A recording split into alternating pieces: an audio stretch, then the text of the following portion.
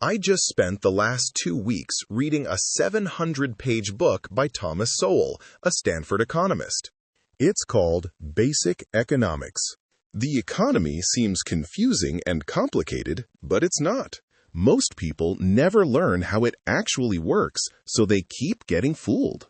By the end of this video, you will understand why taxing the rich hurts the poor people the most. Why making rent cheaper creates housing shortages. Why making food cheaper makes it disappear. I know it all sounds backwards, but once you see the proof, you can't unsee it. So, let us start. The year is 2008. The state of Maryland has a problem. They need money. So someone comes up with an idea. Let's tax rich people more. Maryland had about 8,000 millionaires. They do the math and say, if we raise their taxes, we'll collect $106 million more every year. Done. Problem solved. Everyone celebrates. Here's what actually happened. Year 1. They collected the tax. Everything is going to plan. Year 2. Somebody counts the millionaires again. There were only 6,000 left. 2,000 millionaires had just vanished. They moved somewhere else. Instead of gaining 106 million, Maryland actually lost 257 million in total tax revenue. And here's the lesson, and I really want you to get this. People respond to rewards, not intentions. Maryland intended to raise money, but what they actually did was reward millionaires for leaving. So the millionaires left, and they took their businesses, their restaurants, their companies with them. The jobs disappeared. Now, you can wish that people would just sit there and accept higher taxes, but intentions don't matter. Rewards do.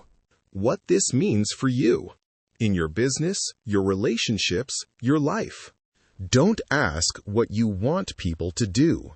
Ask what you're rewarding them to do. 2. Every choice has a cost. Let's say you have $10. You want a Starbucks, a burger, and a movie ticket. Can you have all three? Number $10 is $10. You get the Starbucks, you skip the burger. You get the burger, forget the movie. Every single choice means giving up something else. That's a trade-off. Economics is not about what you have. It's about what you do with what you have. And this isn't just with small things. This is how the world works. For example, Venezuela has massive oil reserves.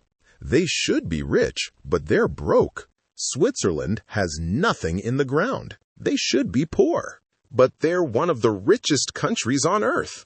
The same rule applies to you. Every dollar you spend, every hour you work, every person you hire. It can only be used once. The real question is not, can I afford this? It's, what am I giving up to get this? For example, you buy a BMW for $50,000. Beautiful car, leather seats. You feel like you made it. But here's what you didn't see. If you bought a Toyota Corolla for $20,000 instead and invested the extra $30,000 in 10 years, it could almost be worth $60,000. In 30 years, you were looking at almost $250,000. That BMW didn't cost you $50,000. It cost you $250,000.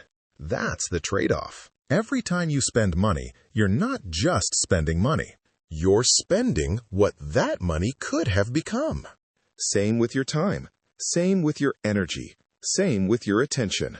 Once you start seeing trade-offs, you can't unsee them.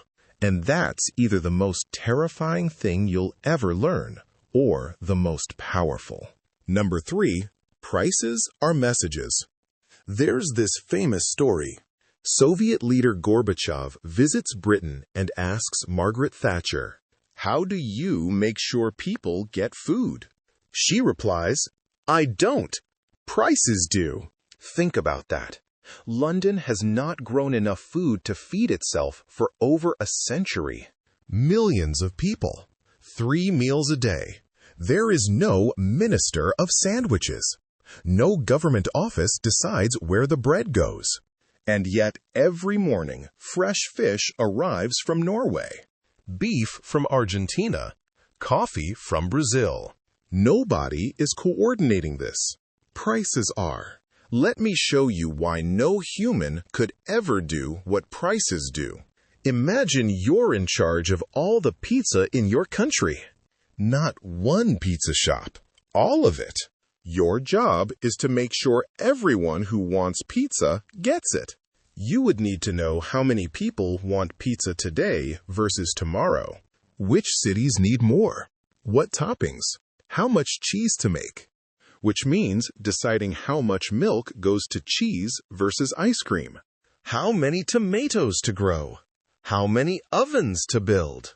And all of this changes every single day. You cannot know all this. No human can. No computer can. Too many variables changing too fast. But this problem gets solved every single day. Remote little towns get pizza. Big cities get pizza. Nobody is in charge.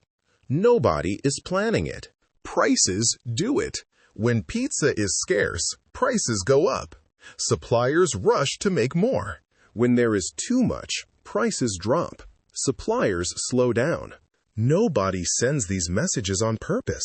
They just happen, based on how many people want something and how much of it exists. The price isn't the enemy. The price is the only one telling you the truth. So the next time you see a price that makes you angry, just pause for a second. Ask yourself, what is this price trying to tell me? Is something scarce? Are too many people chasing too little supply? The price isn't the problem. It's the only honest signal you've got. Number 4, price controls never work. New York City has thousands of abandoned apartments, just sitting there, empty. Meanwhile, homeless people sleep on the street right outside those buildings. There are 4 times as many abandoned apartments as homeless people in New York. Let me show you how this happens. Imagine your school makes an announcement. Tomorrow, free pizza at lunch. Unlimited. Take as much as you want. At first, just the kids who normally buy lunch show up.